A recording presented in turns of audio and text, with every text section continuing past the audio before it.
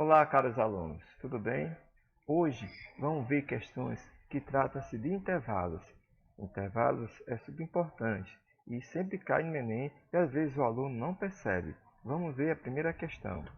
Deseja-se postar cartas não comerciais, sendo duas de 100 gramas, três de 200 gramas e uma de 350 gramas. O gráfico mostra custo para enviar uma carta não comercial pelos correios. Vamos fazer uma análise aqui antes de iniciar a resolver. Por exemplo, se eu quero enviar uma carta de 50 gramas, eu tenho aqui que para 50 gramas eu tenho dois valores aqui. Ou é 1,25 ou 1,70. Mas você vê aqui pela questão de intervalos, aqui 1,25 a bolinha está pintada. E aqui no 1,70 a bolinha não está pintada, intervalo aberto. Então o 50 não vai pertencer a esse intervalo, mas sim vai pertencer a este intervalo aqui. Então se eu quero enviar uma carta de a massa de 50 gramas, o valor vai ser o custo, que aqui vai ser o custo vai ser 1,25. A mesma coisa, se eu quero enviar uma carta com massa de 100 gramas, tenho dois valores aqui, mas é um intervalo aberto e outro fechado. Então, o seu valor de 100 gramas vai ficar no intervalo fechado, 1,70. Então, vamos para a situação. Tendo duas cartas de 100 gramas, então, como analisamos, 100 gramas vai ser aqui no intervalo fechado, vai ser 1,70. Duas cartas de 1,70. Então, duas vezes 1,70. Vai ser 3,40. Então, 3 de 200 gramas. Então, vamos analisar. 200 gramas vai ficar nesse intervalo fechado. E vai ser 2,65. São três cartas. Três cartas. E o valor é 2,65. Então, 3 vezes R$ 2,65. Que vai ser igual a 3 vezes 5, 15. 3 vezes 6, 18, 19. 3 vezes 2, 6 e 1, 7. 7,95. E uma de 350 gramas. Analisando aqui 350 gramas, vai ficar nesse intervalo fechado, que vai ser R$ 4. Então, vai ser mais R$ 4. Vamos somar aqui o valor. Dá 5, 13, 11, 15, né? Então, o valor vai dar R$ 15,35. Se analisarmos aqui a alternativa vai ser a letra D. Então, vamos à próxima questão. A próxima questão diz o seguinte: Enem 2015. Atualmente existem diversas locadoras de veículos, permitindo uma concorrência saudável para o mercado, fazendo com que os preços se tornem acessíveis. Nas locadoras P e Q, o valor da diária de seus carros depende da distância percorrida conforme o gráfico. Se analisarmos aqui o gráfico, nós temos o valor da locadora P, é um valor, uma reta, né? Uma função linear, e ela é crescente, vai começar do valor de aproximadamente 70, o valor da diária, R$ 70, valor, vai começando mais ou menos 70, vai até 160.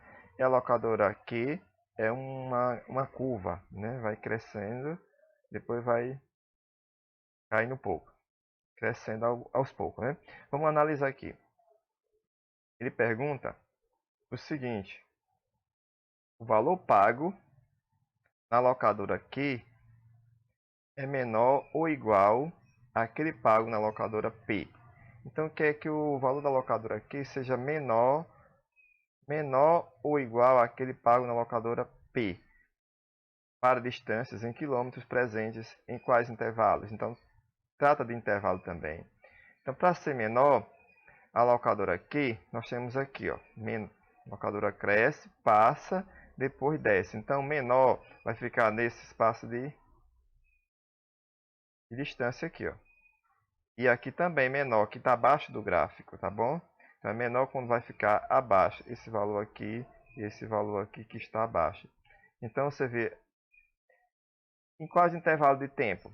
Qual a distância? Então, a distância vai ser aqui começa de 0 e vai até esse valor aqui, que equivale a 20. Então, vai de 0 a 20, intervalo fechado. Depois vai desse valor aqui, que é de 100 a 160. Então, as distâncias são essas. De 0 a 20 e de 100 a 160. Você vê aqui que a alternativa é a alternativa D. Uma próxima. A próxima é Enem 2011. Ela diz o seguinte: o termo agronegócio não se refere apenas à agricultura e à pecuária, pois as atividades ligadas a essa produção incluem fornecedores de equipamentos, serviços para a zona rural, industrialização e comercialização dos produtos. O gráfico seguinte mostra a participação percentual do agronegócio no PIB brasileiro. Você vê que a percentual aqui é a porcentagem e aqui é o ano. Então vamos lá. Vai de 20 a 30. Esse gráfico foi usado em uma palestra no qual o orador ressaltou uma queda da participação do agronegócio no PIB brasileiro, a posterior recuperação dessa participação em termos percentuais. O que é que ele quer? Segundo o gráfico, o período, que é o intervalo de tempo, intervalo de queda ocorreu entre os anos. Não é o período, é o intervalo, né? Então, nesse caso, que ocorreu uma queda. Você vê aqui cresceu, analisando o gráfico, cresceu, cresceu, cresceu, e chegou aqui, foi o máximo, depois houve uma queda aqui. Então, se analisar aqui, a queda foi daqui, desse ano, até este ano aqui, ó. 2003, 2004, 2005, 2006. Então, podemos ver que vai de 2003 a 2006. Então, alternativa C. Vamos à próxima questão. Enem 2016. Um reservatório é abastecido com água ou uma torneira e um ralo faz a drenagem da água desse reservatório. Gráficos representam as vazões que, em litro por minuto, do volume de água que entra no reservatório pela torneira e do volume que sai. Então, esses gráficos ele mostra as vazões que entram e as vazões que saem, tá certo? Que sai pelo ralo, em função do tempo T. Você vê que aqui nós temos a torneira e aqui nós temos o ralo. Então, aqui a torneira enche 20 litros por minuto, depois vai caindo, decaindo, depois torna constante de novo, depois decai. E o ralo aqui, a vazão que o ralo sai a água, vai crescendo, constante, vai crescendo, depois constante. O que é que ele quer nessa questão? Em qual intervalo, também intervalo, estamos trabalhando em intervalo de tempo, em minuto, o reservatório tem uma vazão constante. Ele quer que a vazão fique constante de enchimento. Então, tanto o ralo quanto a torneira tem que estar constante. Então, em que intervalo de tempo ele fica constante? Então, eu sugiro que essa questão você transponha esse gráfico aqui do ralo para cá, que vai ficar bem visível a intersecção dos dois, que vai ficar constante. Então, aqui de 0 a 5, ele vai crescendo. Então, eu posso botar aqui, esse gráfico aqui de 0 a 5, o ralo cresce. Depois, de 5 a 15, ele fica constante, né? De 5 a 15 ele fica constante. Depois o ralo vai crescer de 15 a 20. Então, de 15 a 20, ele vai crescer. Ele cresce aqui, né? Ele cresce e vai até 20. Depois, de 20 a 25 minutos, ele vai ficar constante. Então, transpor esse gráfico para cá. Então, vamos analisar onde que há a intersecção, onde é que os dois ficam constantes para que a vazão de enchimento também fique constante.